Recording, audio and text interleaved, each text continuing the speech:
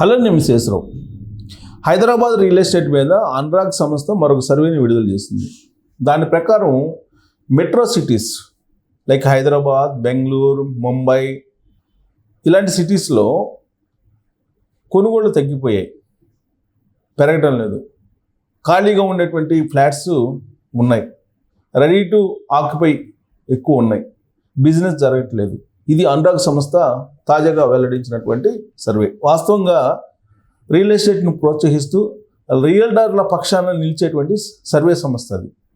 కొంచెం డల్గా ఉన్నా కానీ బాగుంది అని చెప్పి చెప్తారు. కారణం ఏంటంటే క్రెడాయి లాంటి సంస్థల ఆధీనంలో ఈ నడుస్తుంటాయని చెప్పి రియల్ ఎస్టేట్ వాళ్ళు చెప్తుంటారు.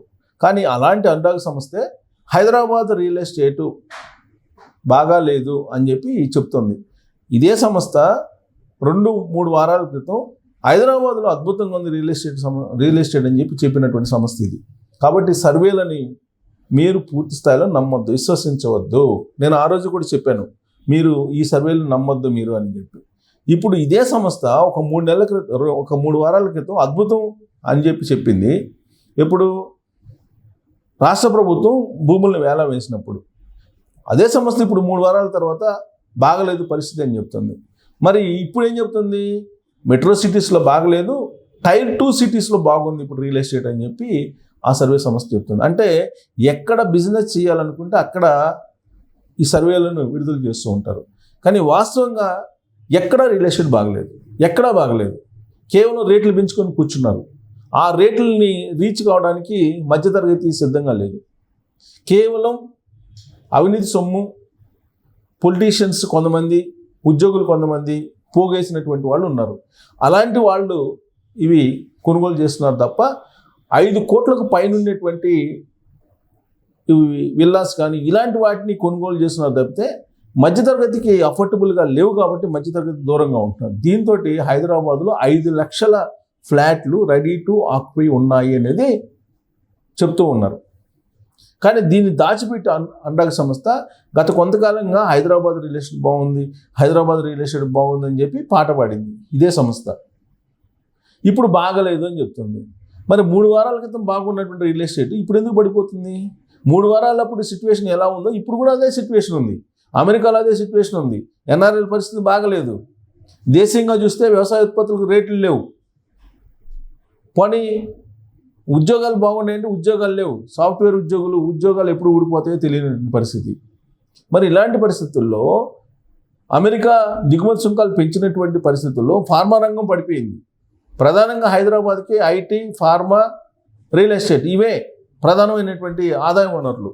వీటిల్లో ఫార్మా దిగుమతి సుంకాలు పెంచడంతో అమెరికా ఆల్మోస్ట్ నష్టాల్లో ఉంది, దెబ్బతింది.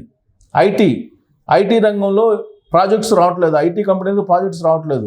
ఎందుకనంటే ప్రపంచవ్యాప్తంగా ఐటీ ప్రాజెక్టులు అమెరికా నుంచి ఎక్కువ వస్తాయి.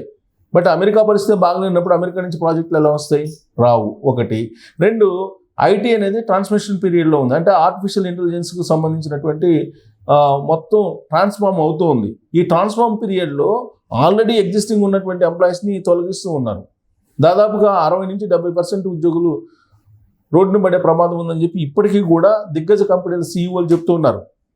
ఈ ఇయర్ 2026 అనేది డిజాస్టర్ ఐటీకి అని చెప్పి చెబుతూ ఉన్నారు.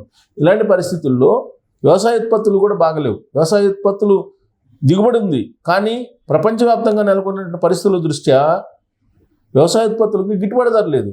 మరి ఇన్కమ్ జనరేషన్ ఎలా అవుతుంది? ఇన్కమ్ లేకపోతే రియల్ ఎస్టేట్ ఎలా పెరుగుతుంది? పెరగదు.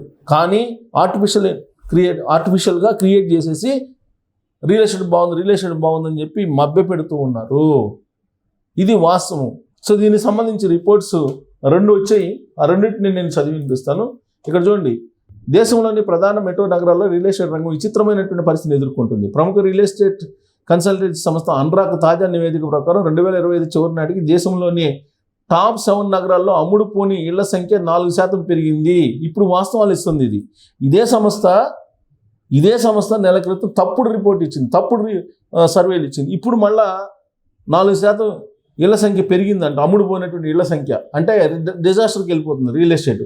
సుమారు 5,77,000 యూనిట్ల కొనుగోలుదారుల కోసం ఎదురు చూస్తున్నాయి. 5,77,000 ఇళ్ళు ఉన్నాయంట రెడీ టు ఆక్యుపై. ఇదే డేటా నేను చాలా కాలం నుంచి చెప్తున్నా.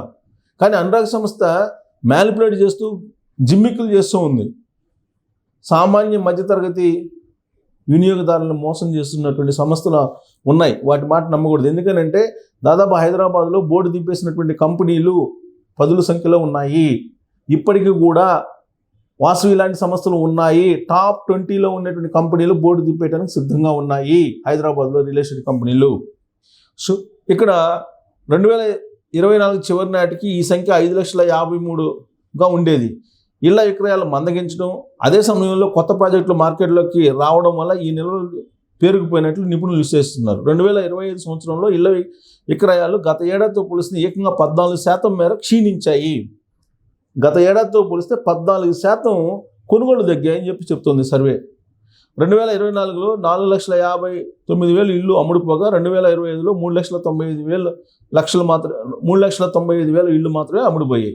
దీనికి ప్రధాన కారణం ఇళ్ల ధరల ఆకాశాన్ని తాకడం, ఐటీ రంగంలో చోటు చేసుకున్న లేఆఫ్స్ అనిపిస్తుంది.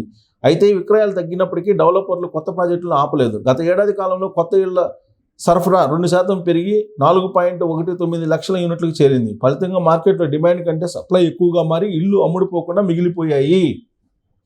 అమ్ముడుపోయిన ఇళ్ళు అత్యధికంగా బెంగళూరులో 23%, చెన్నైలో 18% ఉన్నాయి. ముంబై, హైదరాబాద్లో నగరాలు కొంత మెరుగైన ఫలితాలు చూపాయి. హైదరాబాద్లో కొత్త ప్రాజెక్టుల లాంచ్ కొంత తగ్గడం వల్ల అమ్ముడుపోయిన ఇళ్ల సంఖ్యలో 2% స్వల్ప తగ్గుదల నమోదైంది. ప్రస్తుతం హైదరాబాద్లో దాదాపు 96,140 ఇళ్ళు అమ్ముడుపోవాల్సి ఉంది. ఈ ఇన్వెంటరీ పెరుగుదల డెవలపర్లపై ఆర్థిక భారంగా మారింది. భారీ పెట్టుబడులు పెట్టిన ఇళ్ళు అమ్ముడుపోకపోవడం వల్ల వారి వద్ద నగదు లభ్యత తగ్గి ప్రాజెక్టులు పూర్తిగా ఆలస్యం అయ్యే అవకాశం ఉంది. ఆలస్యం కావటం కాదు, బోర్డులు తిప్పేసేటువంటి పరిస్థితి ఉంది. ఇది అనురాగ్ సంస్థ ఇప్పుడు చెప్తుంది నిజాలు. కానీ గత కొన్ని నెలలుగా నేను చెప్తూనే ఉన్నా, హైదరాబాదు నీటి బుడగ లాంటిది. నీటి బుడగలాగా రియల్ ఎస్టేట్ ఉంది. ఈ రియల్ ఎస్టేట్లో పెట్టుబడులు పెడితే నష్టపోతారు అనేది. పైగా ఇప్పుడు బంగారం రేట్లు బాగున్నాయి. బంగారంలో పెట్టుబడి పెడితే లాభాలు వస్తున్నాయి. ఇలాంటి పరిస్థితుల్లో రియల్ ఎస్టేట్లో పెట్టడానికి ఎవరు ముందుకు రావట్లేదు. పైగా ప్రాజెక్టుల విలువ పెరిగిపోయింది. ఇవాళ డబుల్ బెడ్రూమ్ హౌస్ 80 లక్షల నుంచి 90 లక్షలు చెప్తున్నారు. అదే త్రిబుల్ బెడ్రూమ్ అయితే 1.10 lakhs చెప్తున్నారు. అంటే 1,10,00,000 వరకు చెప్తున్నారు. పైగా మీకు ల్యాండ్ షేర్ తక్కువ ఇస్తున్నారు. అందుకే సెకండ్ సేల్స్ కొంత పుంజుకున్నాయి. కానీ సెకండ్ సేల్స్లో కూడా కొన్ని మీడియా సంస్థలు అలాగే కొన్ని యూట్యూబ్ ఛానల్స్ తప్పుదో పట్టిస్తున్నాయి. కారణం ఏంటంటే సెకండ్ సేల్స్లో ప్రధానంగా వాళ్ళు ఎక్స్పోజ్ చేస్తుంది ఏంటంటే land share, UDS, undivided share. Undivided shares 25 గజాలు ఉందని చెప్తారు. 25 into 2 లక్షలు వేస్తున్నారు. అంటే 50 లక్షలకి సైట్ కాస్ట్ ఒక 20 లక్షలు, బిల్డింగ్ కాస్ట్ 70 లక్షలు చెప్తున్నారు. ఏది సెకండ్ హ్యాండ్ కూడా. అసలు ల్యాండ్ కాస్ట్ మీరు ఎలా క్యాలిక్యులేట్ చేస్తారు? తప్పుదావ పట్టించేలాగా ప్రచారం చేస్తున్నారు. ఇప్పుడు పాత ఇళ్ళు ల్యాండ్ కాస్ట్ ఎలా లెక్క చేస్తారు? ఇప్పుడు అక్కడ 2 లక్షలు ఉందా, 3 లక్షలు ఉందా అనేది ఎట్ట చేస్తారు? ఆ లెక్కనైతే మీకు బంజారా హిల్స్లో లేకపోతే జూబ్లీ హిల్స్లో 3 లక్షల నుంచి 4 లక్షలు ఉంటుంది. ఆ ల్యాండ్ వాల్యూని బట్టి మీరు ఇల్లు అమ్మగలరా? అమ్మలేరు. సో ల్యాండ్ వాల్యూని బట్టి ఫ్లాట్లు అమ్మలేరు. ఇల్లు అమ్మచ్చు, ఫ్లాట్లు అమ్మలేరు. ఎందుకంటే అన్డివైడెడ్ షేర్ అని అంటే అది ఉమ్మడి ఆస్తి. ఆ ఉమ్మడి ఆస్తిలో ఏముంటుందో, ఎలా 33 అన్నాడు అంటే ఆ బిల్డింగ్ కూలగొట్టినాడు, ఏమైందో పరిస్థితి తెలియదు. అలాంటప్పుడు ల్యాండ్ కాస్ట్ని మీరు ఎలా చెప్తారు? ల్యాండ్ షేర్ని బట్టి మీరు రేట్ని ఎలా నిర్ధారిస్తారు? కొంతవరకు నిర్ధారించవచ్చు, అంతే తప్ప దానికి 2 లక్షలు ఉందని చెప్పి చేస్తారు. రోడ్డు పక్కన 2 లక్షలే, రోడ్డు లోపల 2 లక్షలే, ఆ ఏరియా మొత్తం 2 లక్షలు ఉందని చెప్పి ప్రచారం చేస్తూ ఉన్నారు. ఈ ప్రచారం కారణంగానే రియల్ ఎస్టేటు కుప్పకూలింది హైదరాబాద్లో. తప్పుడు ప్రచారం కారణంగా రోడ్ సైడ్ ఒక రేటు ఉంటుంది, ఫస్ట్ లైన్లో ఒక రేట్ ఉంటుంది, రెండో లైన్లో ఒక రేట్ ఉంటుంది, మూడో లైన్లో ఒక రేట్ ఉంటుంది. కానీ ఇవాళ సోషల్ మీడియాలో అన్ని చోట్ల 2 లక్షలు అన్నట్టుగా ప్రచారం చేస్తూ ఉన్నారు. ఇది తప్పుడు ప్రచారం. ఈ తప్పుడు ప్రచారం కారణంగానే రియల్ ఎస్టేట్ హైదరాబాద్లో దెబ్బతింటూ ఉంది. ఇప్పుడు అనురాగ్ సంస్థ చెప్పింది కొంత వాస్తవం చెప్తుంది. ఇప్పటికైనా అట్లీస్ట్ 3-4 నెలల తర్వాత అయినా రాబోయే రోజుల్లో ఇంకా డిజాస్టర్ ఉండే అవకాశం ఉంది హైదరాబాద్ రియల్ ఎస్టేట్లో. కేవలం హైదరాబాదే కాదు, మెట్రో నగరాలు అన్నింటిలో అదే పరిస్థితి ఉంటుంది. అలాగే ధరలు పెంచి కూర్చున్నారు. ఆ ధరలు తగ్గిస్తే తప్ప మార్కెట్లో కొంత చలనం వచ్చే అవకాశం లేదు.